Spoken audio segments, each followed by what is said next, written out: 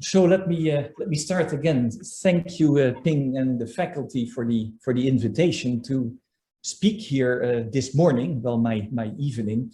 I very much hope that everybody is doing well, and at the same time that we have a chance to meet in person in the very near future again after a long 1.5 years living and working on Zoom. So the subject that I would like to talk about are quite recent developments in fields that get a lot of attention nowadays.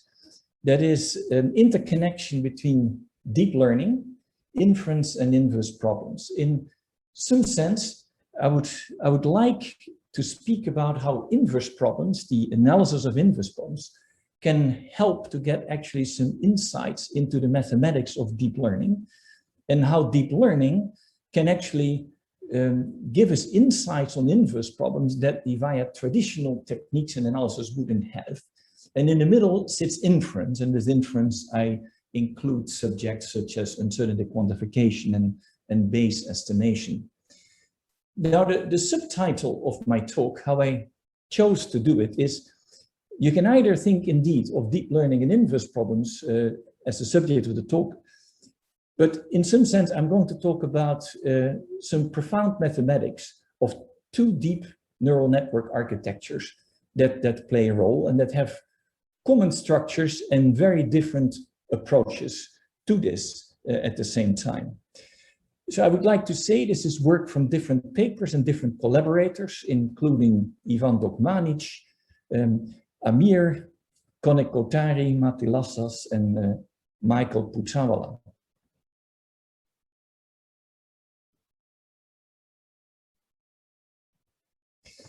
So the setting that I would like to sort of describe before I dive into some of the fundamental results. We talk about inverse problems. So in particular, I have wave-based inverse problems in mind. So we illuminate a structure, the subsurface of the Earth, with waves from the outside or from the boundary, the surface of the Earth, and we look at what comes back. So we have boundary data and we would like to determine what is inside. And so I'm going to treat that inverse problem in very general terms. We could equally well do an electromagnetic or an electrostatic inverse problem like electrical impedance tomography that fits the entire talk as well. So what we could do is we could say, well, we take what we learned from analyzing inverse problems, such as uniqueness proofs, and from the analysis, try to design a neural network that could learn the recovery, learn the reconstruction of the relevant parameters that we are interested in. And so that is a category of networks that I call analysis informed. Sometimes we call it physics informed because it knows about, say, the partial differential equations that are behind the physics that describes the inverse problem. And so this is sort of a network approach that aims to learn the inverse, if you wish. We can take the sort of opposite approach, a generative or a direct approach, where we look at the network and we would like to design a network that is globally injective, globally one-to-one. That means we would have designed a network that has a unique inverse that we, if it has proper approximation properties, could match the direct map or the generative part of the inverse problem. And then by implication, we could invert it because once it's globally injective, we can invert it. And I will talk about this second category of networks as well. And then in connection to that, what are known as flows. So the idea, the approach to finding neural networks that sort of fit into inverse problems, these two different approaches will be part 1 and part 2 of this presentation. I will talk mostly about part 1, and part 2 I gave you sort of a lighter side of the story and leave it to papers to read the details. So on the generative part, that's the second part of the talk, what are the things we can obtain? We can obtain that if we do the network design correctly, that we get quantitative universal approximations to forward problems, like particular mappings that I'm vague about now that I'll make precise. If you're a machine learner, which I'm not assuming in my talk, then This could give you generative priors, autoencoders, and the like. However, what I am interested in is to make uncertainty quantification feasible. And so this is a network design that is extremely well suited to actually estimate posterior distributions in inverse problems in full glory.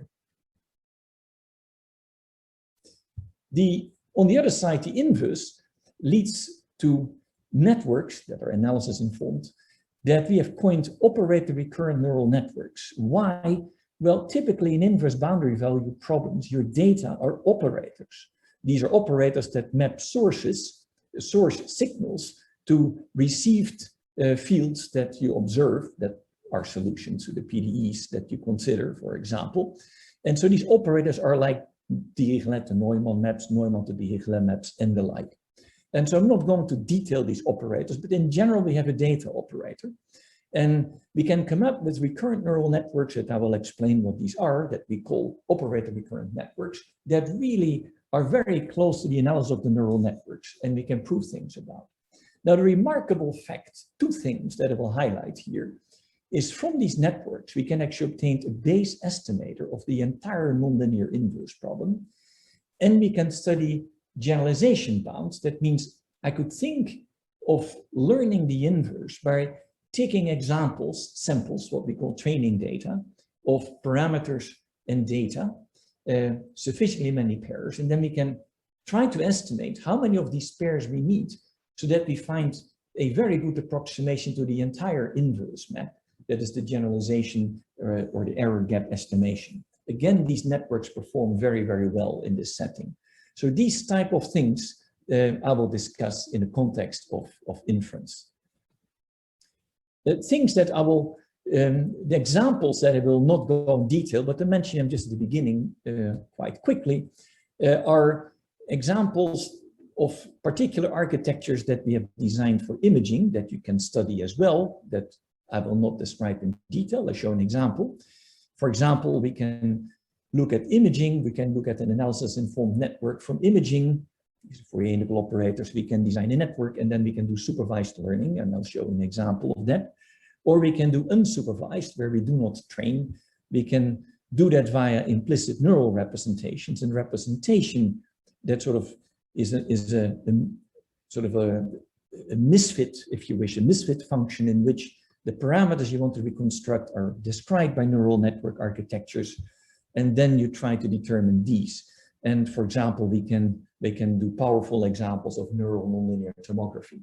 And so you can study the power of networks via these examples. And I show you these examples just to see how far you can go, but then I immediately step back to the underlying theory. So here's just an example of what neural networks can actually do, in this case in an imaging world. So I'm looking at a problem where if reflectors, I illuminate the reflectors with a point source, one point source from above, from a distance, and I look at the reflected wave coming back at the surface. So the surface is sort of at the top line. And what you see here are the reflections, all these reflections and caustics and the like from such an experiment. So the horizontal axis is the receiver, and the vertical axis is time. So one source illuminates the structure. We design a network, we train it, and if, for example, we take training examples that are very artificial, we take line segments in a complicated background, and we try to optimize the network to recover that, then here we can use a baseline network that I will not speak about, a standard network that you can see over here. It performs very well. If I compare this picture with that picture, they look very alike, and our network does well as well. So you said, well, that is fine. So you try within the training data for which you have optimized this network to represent the imaging. And you say, well, it works well within the training distribution. But what is remarkable is if you step outside the training distribution. I'm not going to show you this in detail. I enlarge this a little bit. So here we take a model at the bottom of reflectors, complicated reflectors, two examples. And what you see is that an analysis-informed network does still remarkably well. It has never seen anything like this. It has only seen these bizarre line segments, but modulo illumination, it was only one source, it does remarkably well. And you use a vanilla network, it completely fails. It breaks things apart. And so here you see that networks have indeed a very, very powerful way of performing out of training distributions. And so it is very interesting to study the mathematics behind these type of mechanisms, which I'll talk about today. Here I showed just a second example that is unsupervised neural tomography that we designed. We're looking at an entire planet. We look at travel times along rays that travel through the planet, measured at the surface of the Earth and their directions of the rays. And so here you can see an example where we have a ground truth and where we have a recovery by an implicit representation of the wave speed, in this case the p wave speed. You see a zoom in of a section and you see that indeed with these networks you can get remarkably close. Remarkably because we work with very few rays. We work essentially with 10,000 rays for an entire planet the size of Earth, and we can do remarkable recoveries thanks to the nonlinearity and the expressivity of networks that represent these models and interact with the data. And so the networks are remarkable in their performance, and hence I think it is interesting to dive into the reasoning, the mathematics underneath. And so here I come to part one of my talk. And so I'll talk about operator recurrent neural networks, and I'll highlight approximation, generalization estimates from simulated data, and that we can obtain things like a Bayes estimator. There's quite a history in this type of work. The example, the wave-based example that relates closely to this is based on boundary control. I refer various papers going back to Belishev and Kurilov in the 90s of boundary control methods well further developed. The idea is once you have an analysis to turn into a network, goes back a decade, enrolling ideas, Neumann networks that I mentioned here, approximation ideas that in this case look at basic nonlinear operations like multiplications were studied by Jarodsky. And then the idea is to use regularization and sparsity inherent in the structure that I will definitely talk about. Much more recent work in the machine learning world by the groups of Bartlett, Neishabur, and Lee, and Srebro and others have extensively studied this. And then how do we discuss generalization? How can we work with examples, training data, and from that via optimization get a good proxy to the full inverse operator? That goes back to work of Hoeffding's, the notable Hoeffding's inequality from the 1960s. So that is sort of the framework. So let me begin to define what such an object is, and have some patience for the machine learners amongst you that I will tell some elementary pieces of neural networks on the fly to make it mathematically self-contained. So what we do in inverse problems is a key network, a key problem that we have is if a problem to map an operator to a function, and let me digitize it, then the operator becomes a matrix, an n by n matrix, and the function becomes a vector. And so how do I represent such a map by a network? Well, let X in red be the matrix. Then what I do is I set up something that looks like an affine transformation, where I start initially with a vector H that I will call hidden state. I start with H, say H0, that can be chosen, initialized. And then I continue from L to L plus 1, from H0 to H1, H1 to H2. These are the layers of the network. And how is the assignment done? Essentially, the A's and the B's are n by n matrices that are parameterized by thetas, the weights. And so for each layer, L index, I have these matrices. And so first I multiply the matrix with the previous outcome. I add a vector to it. This is called the bias vector. And then I also have a term I intertwine the multiplication, the composition with the data operator X. So this is a nonlinear, an extra nonlinear term that is included in this architecture, if you wish, this map. And so this is sort of a map. And I can repeat this map over here. I index it 1 and 0. And I do that because I subject one part with an activation function. This is a nonlinear function that acts element-wise throughout the vector. So I have an n vector, and each entry of the vector is subjected to a nonlinear operation, which is called an activation function. So I have a piece that I subject to an activation function, and I have a piece that I don't. So this is what we call the linear piece over here, and this is what's called the nonlinear piece. So this is the very essence of how an operator recurrent network in its basic form looks like. Now that is for many theorems not good enough. I need to build in some memory. And so all I do, this looks horrible, but it is still quite elementary. I add more terms by letting these two pieces, the linear and nonlinear pieces, also depend on more of the history, the previous values of H. So instead of only taking the current one, I sum them back all the way up to level K, and I add them together. And so that's what I call a general operator recurrent network. If you're familiar with machine learning, then you recognize that I built in the whole level of skip connections. But essentially, this is what it is. And since I recurse this, say L times, uppercase L times, so from L equals 1 to uppercase L is called the depth of the network. I have a recurrence, and that's why we call this a recurrent network. And so the outcome is described by f theta of x. The width of the network is fixed. It's always m. That is the digitization of this problem. And so again, here describe the matrices and the vectors that play a role. Now, what is this activation function? Well, essentially, it's a rectifier, which is I take element-wise for each element in the vector, say yj, I assign as to this function phi the value, the maximum of yj and eta times yj, where eta is greater or equal than 0, less or equal than 1. And if eta equals 0, this is your standard rectified linear unit, or the Rel.U unit. So this is the nonlinearity that we built in. And I will come to that, why this is actually a very useful element in the theory. So some notation, we collect everything. There's so many moving pieces that I'm going to lift it to a higher level notation. So the first thing is, I'm going to distinguish different pieces. I'm going to distinguish for each of the matrices in the network, a piece that I call 0, that is actually not learned, it's fixed. This could be an identity matrix, it can be a remnant that I just fix and freeze in the network. And then there's a piece that I learn. And if I look at the analysis of, for example, wave-based inverse problems, then I know that, in fact, these matrices arise from compact operators. And if they're compact operators, they will give me a notion of sparsity. And I'm going to prepare that by writing these matrices just in terms of factorized forms. So I write it as a factorized form where the thetas are vectors. And so this is a dyadic product of and a sum of n rank 1 matrices where the thetas are vectors. And I do that both for the A and the B matrices.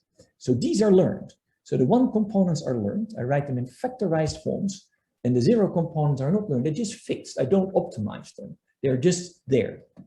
And then to unify the notation, I write the bias vectors as the 0 components. So theta 0 vectors are the biases, and then from 1 to 2n are the A matrices, and from 2n plus 1 to 4n are the B matrices. And so I collect them, and I get these now the ordered sequences. So each ordered sequence is formed as follows. I have the indices L, P, K, and I. So I is linear versus nonlinear. K is the level, how much memory you built in. L is the layer, and P is the element in this factorized representation. And so I form ordered sequences in this particular ordering way. And so theta is a set of ordered sequences. And I'd have that for the matrices, and I have that for the what I call the vectors B, the bias vectors. And so I give the indices a name. So I write the index set as P.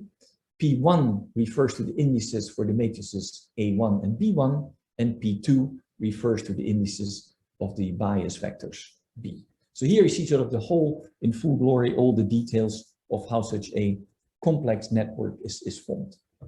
So let's glue them all together. I consider the set of all weights that I call uppercase theta for a network of a particular depth, so the number of layers. K is the level, so the amount of memory I built in. And these are just the sequences that are living in Rn, where this is the number of elements, the cardinality of the set P. And without any limitation in the theory that follows from the analysis of inverse problems, I can assume that all these vectors, these Rn vectors, are actually bounded, lie within a ball. And so why don't I normalize it and choose the radius of the ball equal to 1? Now I'm going to be sloppy. I'm going to use the same notation for basic and general operator recurrent networks. One observation is that if I look at the non-learned contributions, the zero contributions, I can write down an estimate. These matrices are bounded, and this estimate is C0.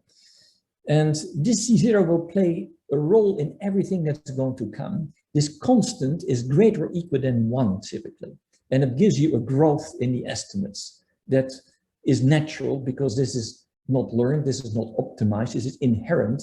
When I write down a recursion, when it becomes deep, this constant will accumulate in it in a rapid way. And so I will see that in the estimates. So the non-learned part is important.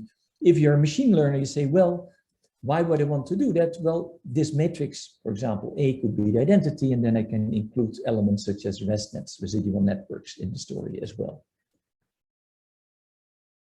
So, few things. In order to get any theorems, any results, we would like to make sure that the network remains bounded. So we know from the analysis of inverse problems that the inverse map is bounded, but how do we ensure that the network is bounded? And so the story is, we need to enforce that by adding a little bit more to the network. So the network maps matrices to vectors. And so in particular, we are interested in mapping matrices that lie in norm, matrix norm, in the unit ball. We know that F, the function itself to approximate, is bounded, and let that bound be given by, say, M. Then what we can do, we can engineer to add two additional layers to this recurrent network that I call GM, that has a Lipschitz constant 1, that cut off any coordinate values that are too large. And so I can engineer it that F is replaced by F bar, so that the L infinity norm from the n by n matrices in the ball to Rn is actually bounded by M. Well, due to the choice of norm, I have a square root of the width of the network, the size of the digitization of the data operator, if you wish, in the network. And so this is what I can accomplish. And so this is the setup of the networks. So this was the warm-up of the story. Now, what are we looking at? And I'm going to look here at the general framework of network of inverse problems that are very common, from boundary control, scattering control, electrical impedance, tomography, and the like. What is happening here is perhaps not universal, but very, very common in analysis. And we're going to exploit that profoundly in the network analysis. So what we do is we have an inverse problem that maps Z to X. X is, say, a Dirichlet-Neumann map, an operator, a matrix, and Z is a function that we would like to recover. F is the direct operator, right? And so we digitize Z, and we digitize Z, the function we want to recover, in endpoints, where he has the functions on which X are digitized with endpoints. So that's the discretization of the data versus the discretization of the parameter that describes the function that we want to recover. We need to assume that M is larger than N. So what is going on? The range of the direct map is the range of, say, a ball with radius R0, rho 0 in Rm. So we assume that anything that we would like to reconstruct lies within a ball, lies in a compact set. That generates a range for the direct operator, and that range is contained in a ball of matrices, matrix norm, with radius rho 1. Okay, that's the setting. And so let's assume we proved that the inverse problem is unique, so F is injective. Then you can consider the left inverse of F dagger, that we denote as H, that acts on the range of F, that is X, that does the following. So the forward part, I start in a ball of digitized functions, radius rho, model the data in the range, then apply the left inverse, and then I get the vector in Rn. Okay, so this is the setting. Now, what we typically do is we typically analyze, not only reconstruct, in two steps. In the first step, you can reconstruct an intermediate quantity, say Y, that still lives in Rn and not in Rm, from X. And this is typically a rather unstable step.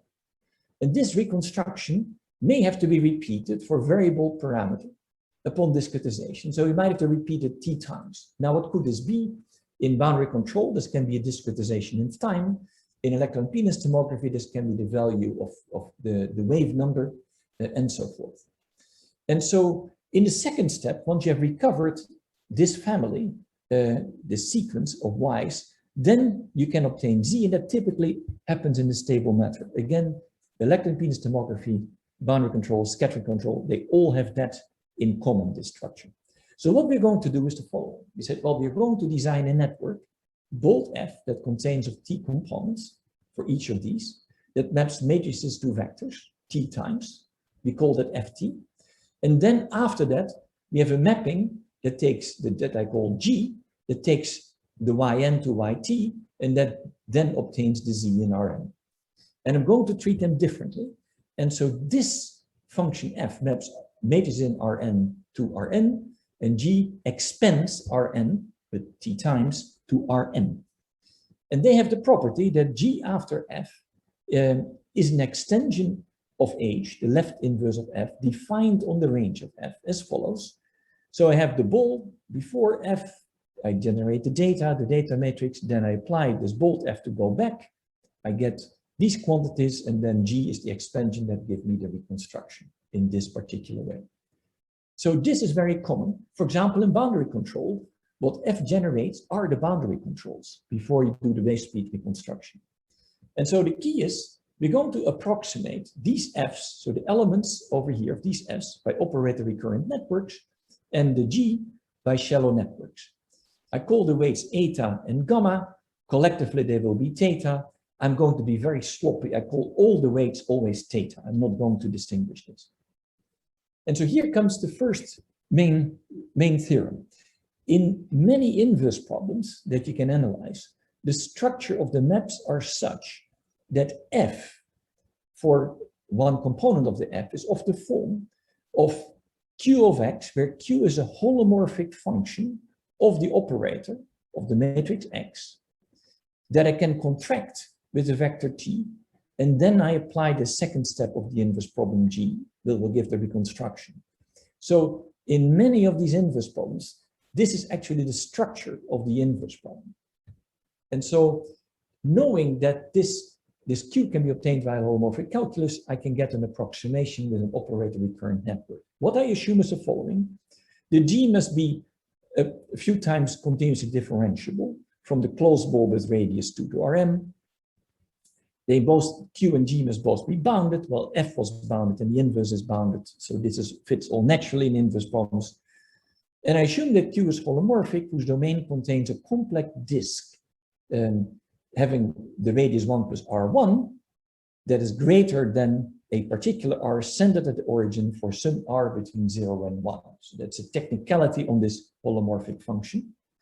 And all these objects can be approximated arbitrarily well with the general operator recurrent network that are introduced, maps from operators to functions digitized, with a depth that needs to be sufficiently deep, bounded by L0, level 2, memory level 2, and width minimally W0, and some constants.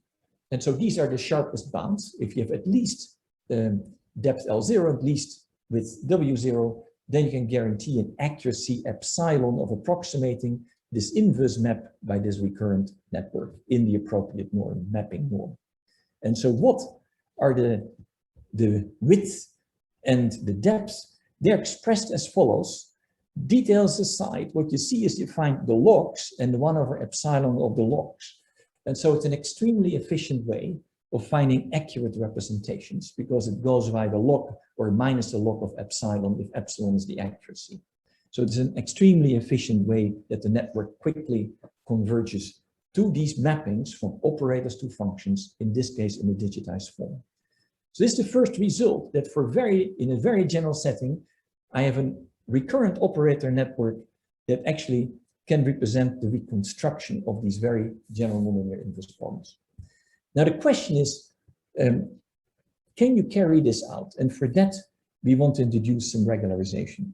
So we're looking at these weight matrices that we can learn, and we factorize them. And I already mentioned that they were compact.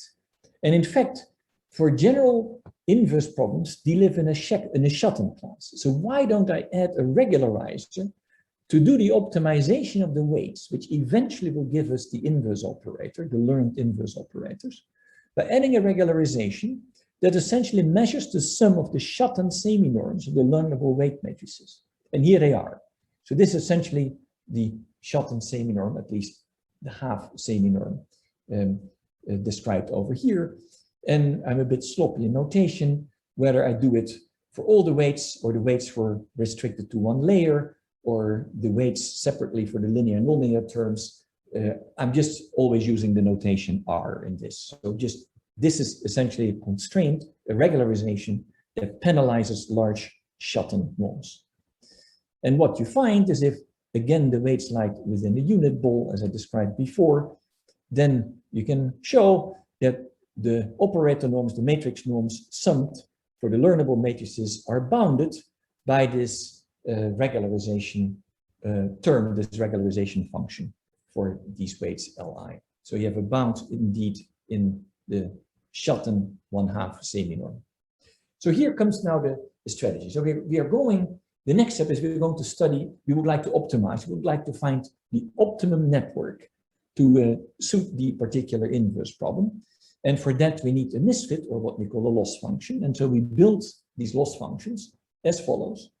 We take the L2 norm of the network, and I consider here primarily the main step, the nonlinear step that is the least stable of the inverse problem. So that was the F part, not the G part. That leads us to intermediate Y. So introduce L as this norm, and I use the notation LR if I add the regularization. Okay, so these are purely norms that look at the difference between the pair applying F to the data matrix, giving a vector, minus the vector it should match.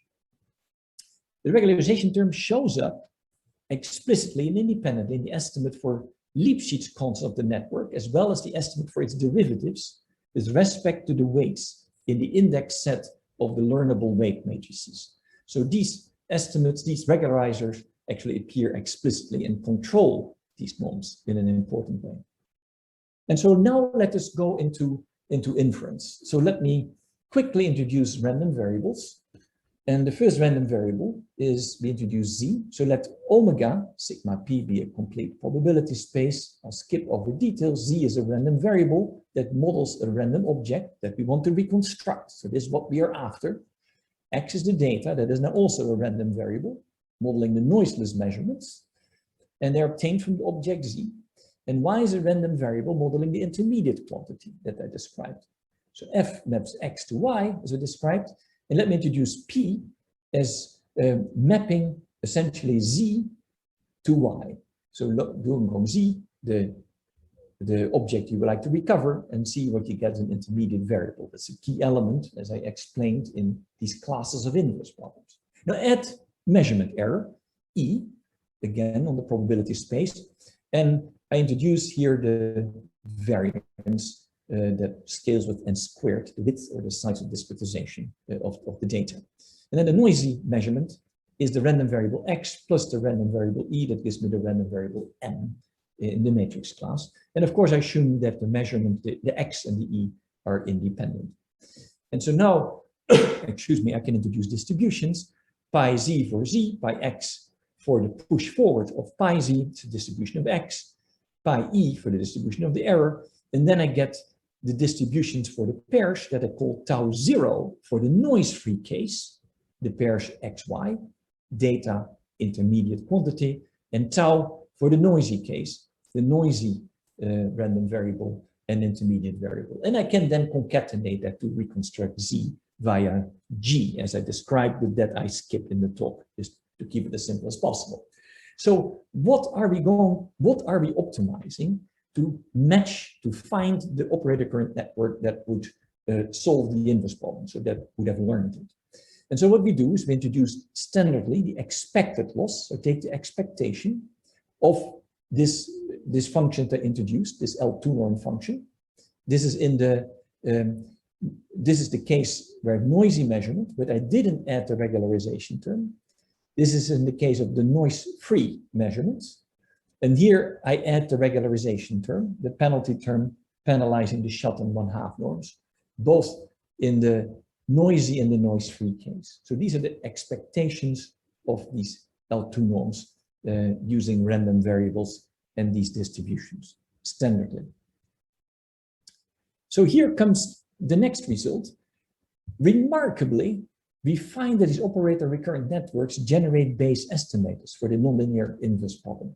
So fix the level of memory to be 2n plus 1. N is the width, is the size for digitization of the data. We define the optimal general operator recurrent network by minimizing L. And so remind you, L is this expected loss. So minimizes expected loss.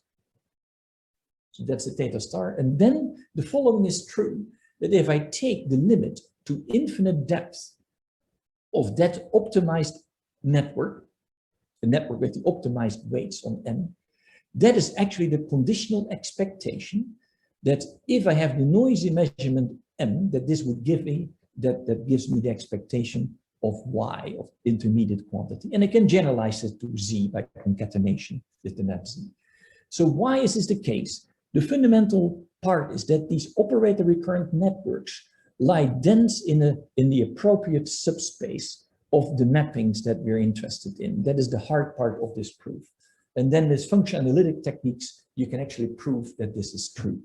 So actually, when we optimize the weights with this expected loss, we actually find in this setting a base estimator for the inverse problem, which is, I think, quite remarkable.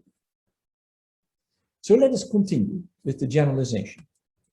And so, as I said, we are now going to exploit that these operators are compact. And so they should be inducing sparsity by limiting the Schatten 1/2 norm. And so how do we do that? This is a quick summary of these ideas. So here's my map F to generate intermediate quantity. And let us assume, thanks to this sparsity, the compactness of the operators, that with accuracy epsilon 0, I can approximate F by a network with weights theta 0, but these theta 0 are sparse in a certain sense. If I calculate the regularizing term, the Schatten semi-norm estimate, for these weights theta 0, they are bounded by R0, by a given R0, so it's controlled. Well, suppose we can do that, which indeed in general is possible, then I introduce a following quantity, curly R0, which is a lengthy story, that is the minimum of either the infinity norm of the function, the map that you would like from operators to function you would like to approximate. And then here you have an estimate in terms of the accuracy epsilon 0 over here, the sparsity bound R0 over here, and, well, the depth of the network and the regularization parameter. So it's a long story. You have an explicit expression. That is my point I want to make. So if you can find such a theta 0, then you have this R0, and otherwise you just use the first term. And now comes the key point, that what I can do is I can optimize with the regularization term, in the noisy case, the expected loss, the theta 0, and then I can prove that the expected loss evaluated at this optimized family of the optimized set of weights parameters is less or equal than this LR0, which is the regularization parameter times the minimum of this. So I can completely control what the bound is on this minimizing expected loss, assuming this sparsity. So what can you do? But this plays a big role in the generalization. And that is, again, a remarkably precise property that you can transfer from deep learning into inverse problems. So what do I have? I assume that, of course, I cannot compute the expected loss. I don't have access to that. But I might have simulated data or actual data where I have parameters, intermediate parameters, and data pairs, xj and j. And suppose I have a set that's size s. Well, then the best I can optimize is the empirical loss, which is just, the L2 norm summed, averaged over these given pairs. And of course, I can add the regularization term with the Schatten 1/2 norm. I can do either or. And so EM stands for the empirical loss. Now, since I learned this sparsity structure over here, I can assume, I can impose the constraint without really any loss of generality, that I want this regularized empirical loss to be bounded by that same LR0. What does that do? That limits the size of the set of non-zero weights. And so that works as follows. So I'm going to minimize now, I look at the optimal over the empirical loss using just these data, these training data, but I'm going to require that the regularization term remains bounded by this R0. So I control sparsity without really loss of generality. What does that entail? Well, if this holds, you can prove that the number of non-zero vectors in the set of weight matrices, or the set of vectors that form the weight matrices that are learnable, that this number can be bounded in the following way, can be bounded in terms of curly R0, well, and the depth and some constant regularization constant. And so, in fact, I can constrain my optimization by constraining the weights to requiring that the number of non-zero vectors is bounded by this N1, and that the regularization term is bounded by R0, and I haven't lost anything. Why do I do that? That gives me much better, sharper generalization estimates, i.e., suppose I optimize over the empirical loss, the network that I found, does it perform over the entire range of data? And the answer is it performs very well and it converges fast when I add more training data. And so that's the gist of a generalization theorem that is now here posed for an inverse problem. So I'm looking at the gap between the empirical and expected loss with the weights that I've obtained from the training data. Okay, that gives me the indicator how well I did outside the training data by applying the network to data that were not in the training set. And so you can quantify it by looking at the probability amongst all possible training data, the probability that this gap is less or equal than this delta for small enough delta, approaches 1, is greater than 1, minus something small, something that seems to decay exponentially fast with the number of elements in the training data. So very rapid convergence. So that looks all good with some constants and so forth. But then there are two constants here. There's a C1 and a C2. 1 over delta, delta is small. This is a large quantity that is in the power C2 and C1. Of course, by choosing S very, very large, you can always begin to overwhelm the other quantities. But let's have a look at these two constants. These are very important. These constants are exponential in the depth of the network. The C0 is this constant that I mentioned from the non-learnable part of the network that is just there, times the exponential near to the regularization rate. And the constant 2 is something likewise. So you see tremendous growth in depth of the network. Now, mind you, I haven't used here any of the sparsity structure. So if I impose this sparsity, which implies that I want alpha, the regularization parameter, to satisfy a certain bound in terms of the depth and the sparsity bound, then these constants lose exponentials. So essentially, these exponentials over here and the exponentials over here and over here get removed, and so you get a much nicer result in terms of an estimate how this generalization works. And you can prove similar estimates for the expected performance gap between optimal neural networks and neural network optimized with the training data. So these are the main foundational results. And now I would like to give a more lighthearted second part where I go into uncertainty quantification with a network that doesn't represent the inverse, but a network that is generative and sort of represents the direct part of the inverse problem. And so now we are going to design a network. Again, we are breaking it in two pieces, a piece that preserves dimension and a piece that is expensive, that I now want to be injective because the inverse problem is presumed to be unique. And with this network, I would like to come up with a method to do uncertainty quantification. So we can write down, I'm not going to give the details, sharp conditions for injectivity. We can give expressions for expressivity. And we can actually find an explicit inverse once we have found this network that is injective. And so we are going back to a feed-forward network. It's much simpler than the network we've seen so far. So here I have an affine transformation with the weight matrix W1 and the bias B1, and I keep repeating it. And the phi's are again the rectifiers that I describe here again over here. And I write the weights gamma as being the weight matrices themselves and the bias vectors. Now, in order to get injectivity, we have sharp conditions. The network needs to be expensive because of the rectifiers, of course. And we can give precise conditions on the columns of, or on the rows actually of the weight matrices for this to be true. And so I won't have time in the details of that, but it can be mathematically characterized. Now we can constrain the weight matrices being injective further, and that allows us that we can project onto the range of the network. Normally that would be extremely complicated or not known, but we can constrain it.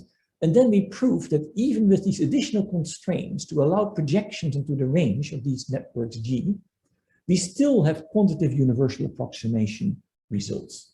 So that is a remarkable fact that we have universal approximation and still can project. And if we can project, we can invert the network. So essentially we have turned the networks into an analysis of an inverse problem itself. And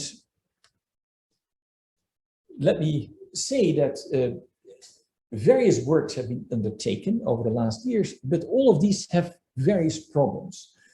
So there's work by Brunel-Lejeune et al. On looking at injectivity of pooling, but there are a few glitches in some of the details of the arguments. Hand and Woroninsky looked at Rel.U generative priors, looked at inverting these, but assumed certain randomness that you might argue is artificial, doesn't come out of an inverse problems theory. There's work by Mallat on Rel.U activation functions acting as phase filters and that the layers by Lipschitz and hence injective, provided the filters have sufficiently diverse phase and fall of a frame. This work is related to our conditions. And then there's work in the group of Demakis using random matrices and looking at injectivity, which we studied too. But in fact, there's an error in that result. And in our paper, we give the correct theorem. So injectivity is automatic from invertible neural networks, such as normalizing flows. So if you just design flows that preserve dimensions that are designed to be bijective by their very nature, then of course injectivity is immediate. I should also say that injectivity seems to be a natural heuristic to increase latent space capacity without increasing its dimension, the manifold.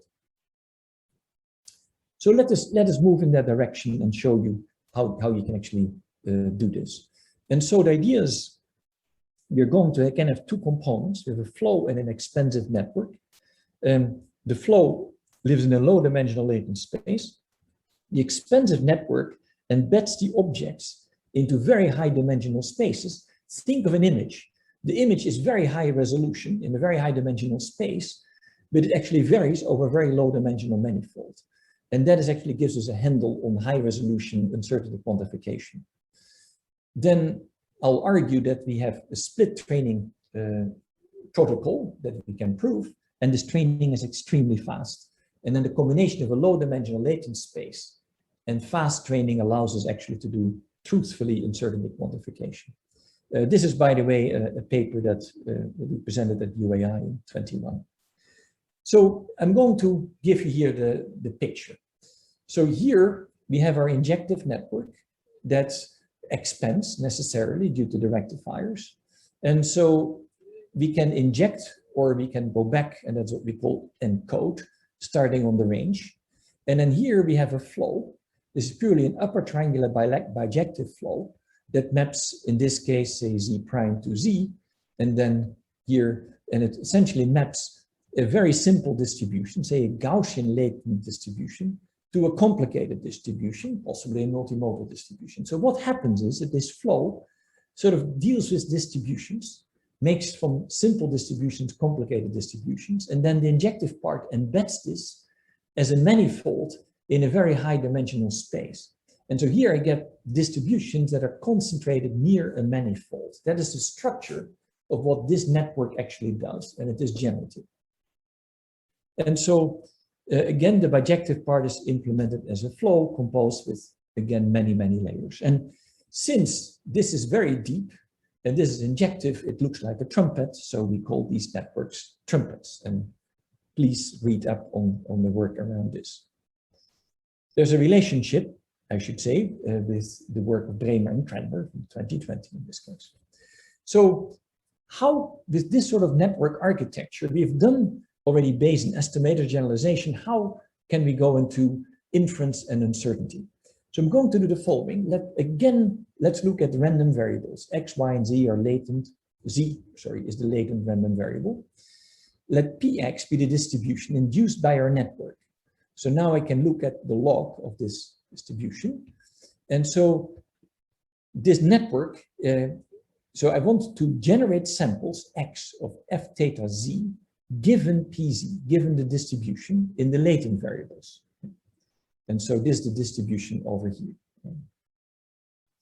And so when I do the push forward with the network, I have this mapping between the log of Pz, push forward, and then here I have the additional term that contains the Jacobians of the network, Jf theta. So Jf theta, transpose Jf theta. And again, the dagger denotes the left inverse, the inverse of f onto its range as before. And so what this describes the likelihood of a projection of x on the range of f theta for x not in the range. So this is what that is. So what do we have? Again, we have training data from a ground truth distribution, peak psi. Again, that's concentrated, presumably on a manifold. And we minimize the KL divergence between Px and peak psi. And so this is all assuming, following the network, that these probability distributions are concentrated close to a low dimensional manifold in a high dimensional space. Let the dimension of the manifold be small d and the embedded space uppercase d. And so for this network, you can prove the following. I can do two things separately. I can first optimize for the expensive injective part by minimizing the mean squared error, the MSE, which is described over here using the training data. Mind you, this is just essentially a projection into the range of G. And since the manifold is low dimensional, this is sort of a regularizer, as you're used to in sort of compressed sensing or L1 minimization, except this is completely nonlinear. This is a totally different problem, but you can think of an analog here. So what this part does, this is the optimization. I can start with optimizing just the manifold part first. And then in the second part, I can do a maximum likelihood, which is sort of the complicated part, training phase, where here we optimize the maximum likelihood, the minus log PZ, Zi, where the Zi are the mapping of the training data Xi I, left inverse, G gamma, encoded, and then I go back, I propagate back the bijective flow to the original latent vector, and that's what I call Zi, that is the Zi, plus the sum of all the layers of the network of the log of the determinant of these Jacobians. Now, you can prove that you can compute these extremely fast. But that's a separate detail that I skip. That means I can do this extremely fast. So we're maximizing the likelihood of the pre-images of training samples through G gamma over here. So I can split the training. And so now come the beauty why we can do uncertainty quantification so well, high resolution. But let me first look at the standard question of the inverse problem. What is the maximum a posteriori estimation? Well, you do that through a bound of the minus log Pxx, right? So you can solve that. So that's how we can come up with a map estimate. But let's now look at the uncertainty quantification. The injectivity of this network, the bijective flow is injective, of course, but then the injective expensive part is described theta, and the assumption that the model data concentrate close to the range of f theta allow us to write the posterior on x, this is the conditional probability distribution, in terms of the conditional probability distribution in z. So rather than working in x in a very high dimensional world, I can work in terms of z in a very low dimensional world. And these two are related just by these Jacobians. And these Jacobians, we have an algorithm, a provably fast algorithm to compute these. So all I need to do is I need to train a very low dimensional flow to describe this posterior distribution in the z, and then I'll know it essentially the posterior distribution in x. So that is the beauty, the power of doing this, and also the beauty of using these neural networks in this setting. And so my time is up. I would like to conclude just with at least one picture where we do this for CT. And so what you see over here is a ground truth image. This is a benchmark data set, ground truth image. We only take 30 angles in our CT scan, and we have 60 degrees missing in the cone. So you see these two red lines. And so in here, the 60 degrees over here are completely missing, and I have only 30 angles here. So it's a very sort of poor data set. And so if you do the standard optimized pseudo-inverse, this is what you would get. And if you follow our approach, you do a map estimate, excuse me, this is what you get. Well, the difference, of course, is highly noticeable. But then also we get the posterior distribution, and we can looking at the variance.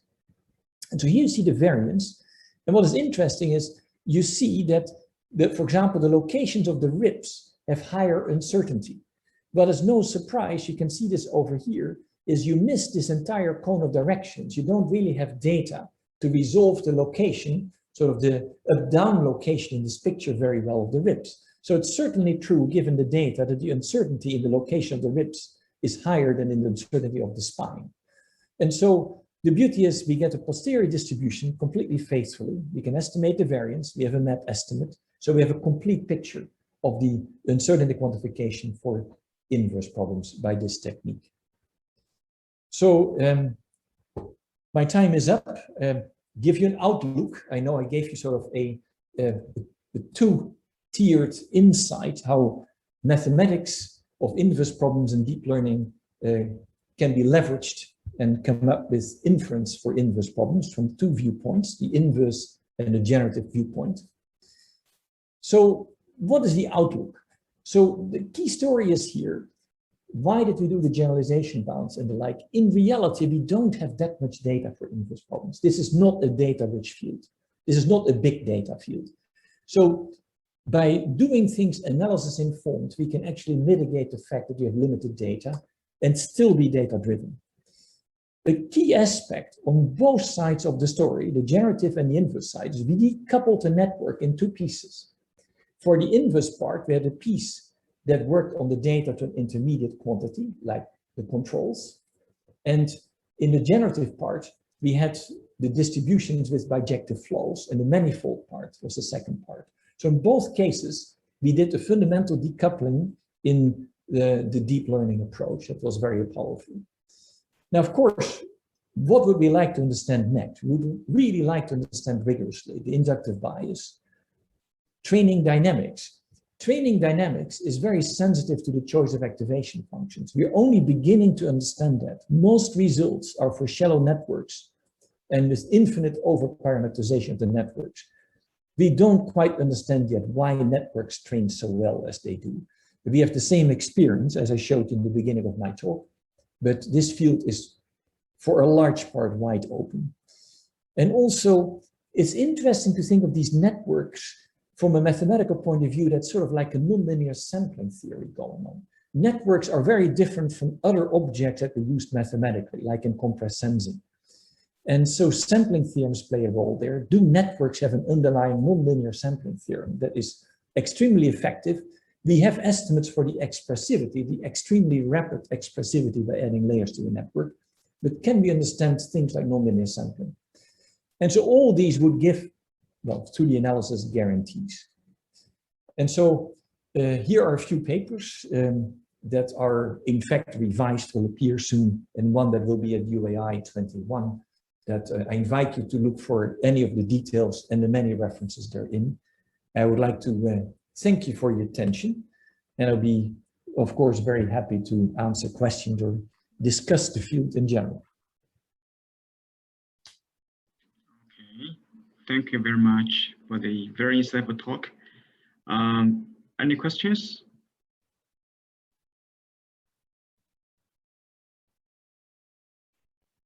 Okay, if you have a question, just unmute yourself and ask your question directly.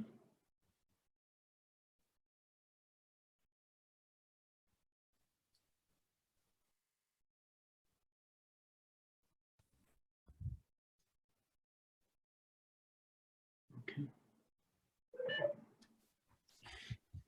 Hi, Maarten. So How are you doing? See you online. I think I met you about 15 years ago in Purdue at the time. So I was in Purdue as a postdoc at the time. That is true. Wow, that's all a long yeah, it's a long time ago. So. Amazing. Yes, Yes, yes. Thank you for this very interesting talk. So I'm not I'm quite actually work on this area, especially deep learning. I just have little knowledge on this. So Right. I just have a general question. For example, for some inverse problems, like the approach you're talking about, for some of them, probably the conventional method still works. So what's the significant advantage, like if we use deep learning? Of course, deep learning has a much wider applicability to other inverse problems. So in terms of something, I can work out by my conventional approach. So yeah, because I try to convince myself to see if I want to dive into this field. If you want to invest in this, that's a very, of course, important and relevant question, and I can only partly answer it. I can best answer it by example, and perhaps not much by generality. So I give you an example where this theory applies. For example, neural tomography. So suppose I have a manifold. I have the Earth, and I look at travel times, and I want to do travel time inversion. So traditionally, I have optimization algorithms to do that. I can regularize it. I can do sparsity. There's a world out there to do that, right? And so now comes the issues that look. I know conditions under which I can do this uniquely. These are conditions like convex foliation and so forth. Generalization of Hertz conditions that I can do this properly.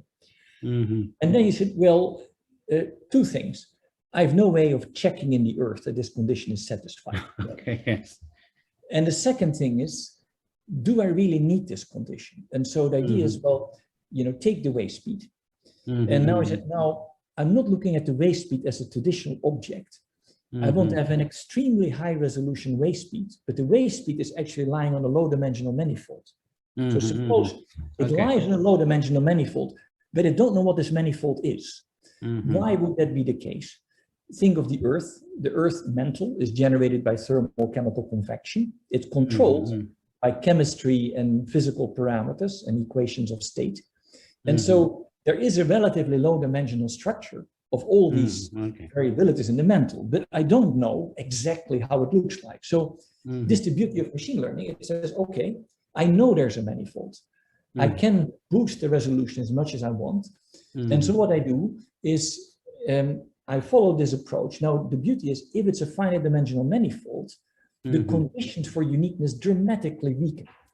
I give you an example, like, for example, if rays would enter the Earth and they get trapped, so you have wave guiding effects, rays would get trapped, never get out, well, then I'm in trouble. But if I only need a finite number of rays, provably, all I need is rays that do not get trapped, and I do not care that certain rays get trapped. So gluing the low dimensional manifold and the fact that I only need to find a number of rays to solve this problem together allows me to do things that I could never do before. And I can show you numerical examples, for example, in nonlinear neural tomography that you couldn't do classically with optimization because of these properties. So I can give you a whole sequence of examples like this. Now that doesn't answer your questions, why do I have to learn all the theory that is behind it? I think it is fair to say that if you do clever engineering, you can survive without full theoretical understanding for quite a while. I believe so. And so nonetheless, these approaches that are rooted in deep learning really have, I think, tremendous capabilities. Thanks. So I admit, the inverse problems work two ways. So my interest in part is the mathematics of deep learning. So you can use inverse problems as a probe to study the mathematics of deep neural networks. That's the argument around. And so this was sort of the gist of part of this talk. It actually worked in two ways. Okay, thank you. The second part that I can briefly mention is, the uncertainty quantification. This was proposed as early as in the 80s by Mozegard and Tarantula. He said, oh, we need to do uncertainty quantification in these inverse problems.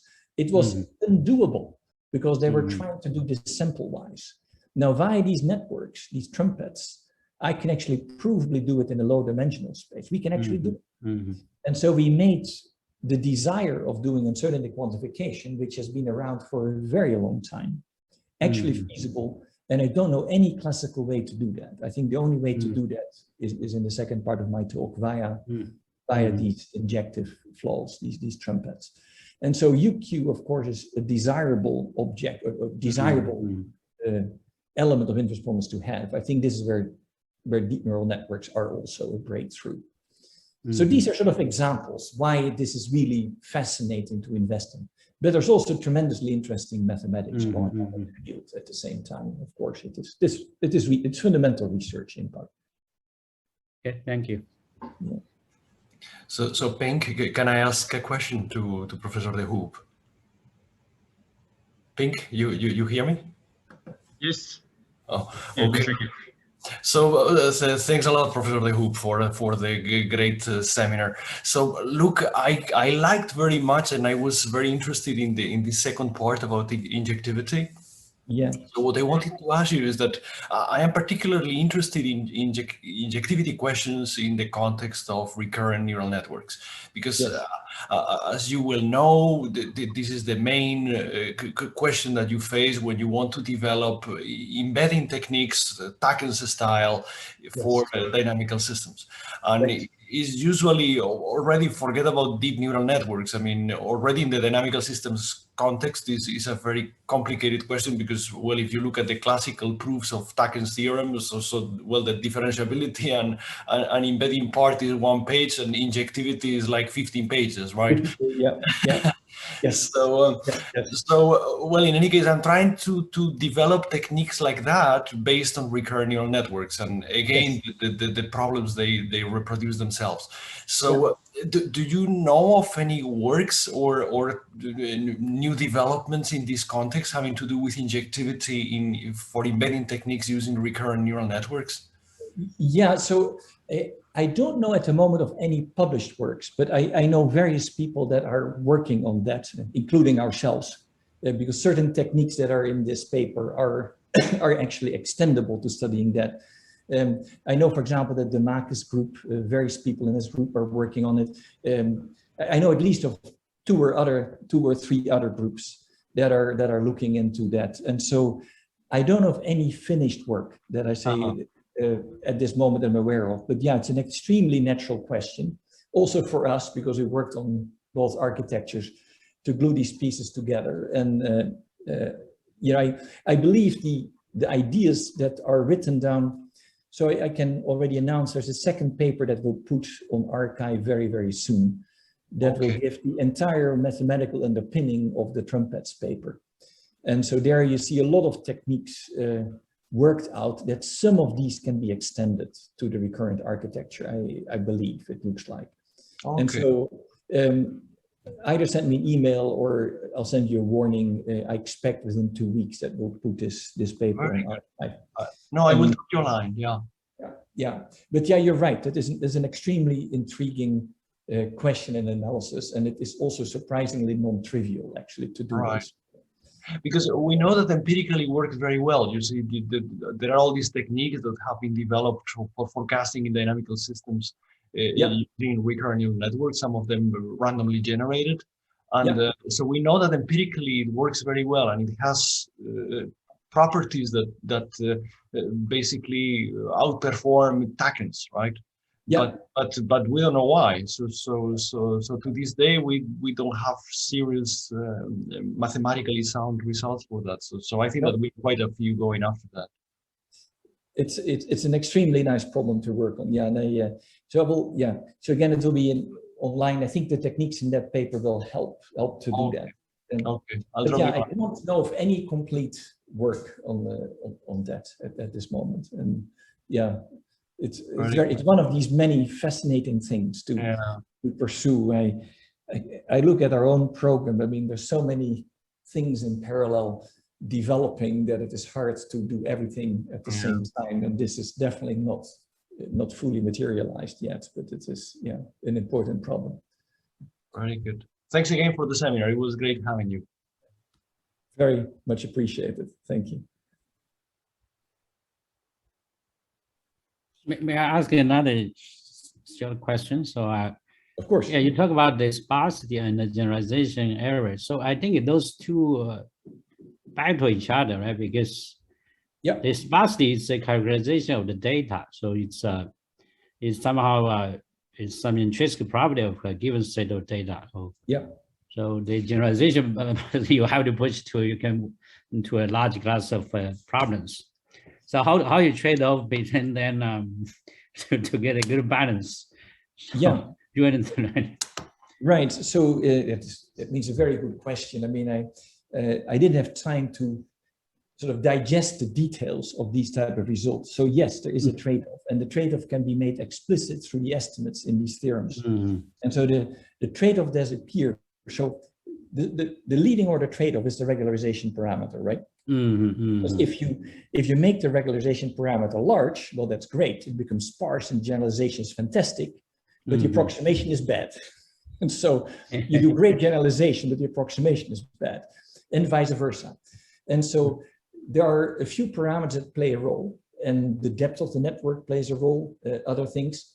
And so there's a sweet spot from all these constants that tells you should regularize this much, you should be accurate in the approximation this much, and then you get sort of an optimum. And so it's a very valid point. And so there's no way that you can satisfy all of them optimally, but there's a sweet spot where with the constant you can determine what is the best choice of all these parameters to get the best possible approximation and the best possible generalization, the fastest generalization estimate or convergent.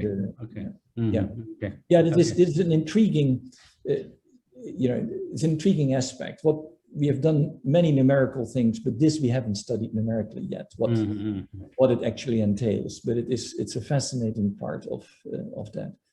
What we did do is a paper we have almost complete. This is joint work with Andrew Stewart in Caltech and students, Nelson Kowalski, where we actually learn unbounded linear operators, and we have sharp estimates in all aspects.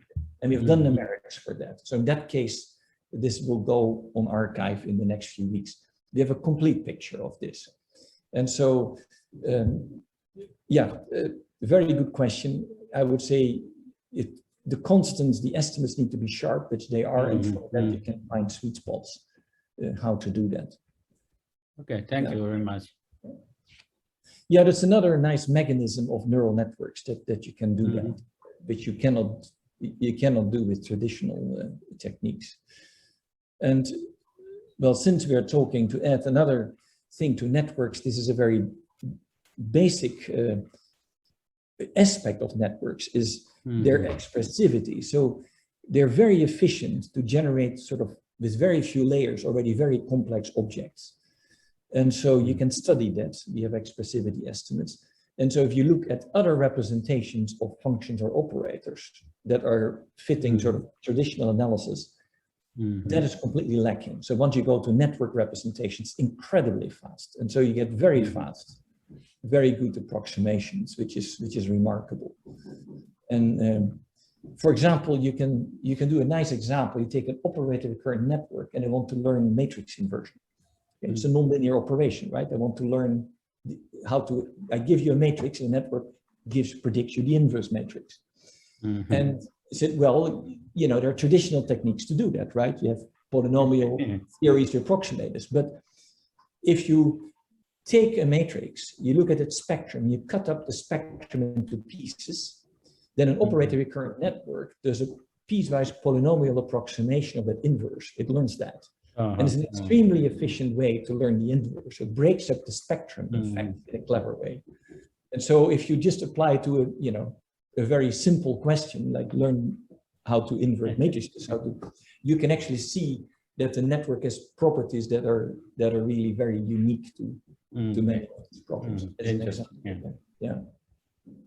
Okay, thank you very much again. Pleasure. Okay, any other questions? Okay. If not, may I I want to take this advantage to ask one question. So I want to talk about seismic tomography. So in traditional seismic tomography, we always have PDEs, like an icon equation and wave equation, to describe the projection from the model space to data space. So now we can turn to the neural network to map the projection. So I want to ask, so how good is the approximation? So the accuracy of the approximation by using the network. To do that. If we want a very good approximation, so how about the computational cost? Is that efficient? There are many aspects to your question. I'll answer a few of them. So to start with the last question, there's always an offline and an online part. So the offline part is if you have to train a network, that's very costly. And so it is at the moment, efficiency of training networks, at least in the academic side of things, overall is still a bottleneck. Of course, in the corporate side of things, they have made a lot of progress in engineering, more so I would think than in academics. Having said that, a group like Karniadakis group in Brown has made a lot of leeway in doing techniques like domain decomposition and training of networks or physics-informed neural networks. So there's been definitely progress on speeding that up, but computational cost is a bottleneck no matter what. So it would not be truthful to admit to that.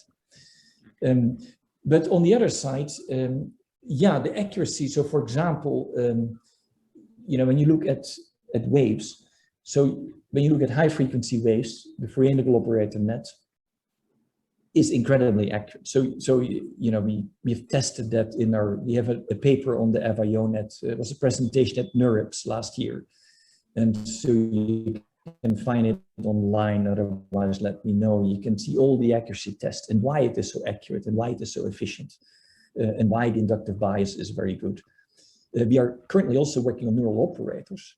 And neural operators are sort of, solving PDEs, right? In particular PDEs, and so inverting operators, if you like.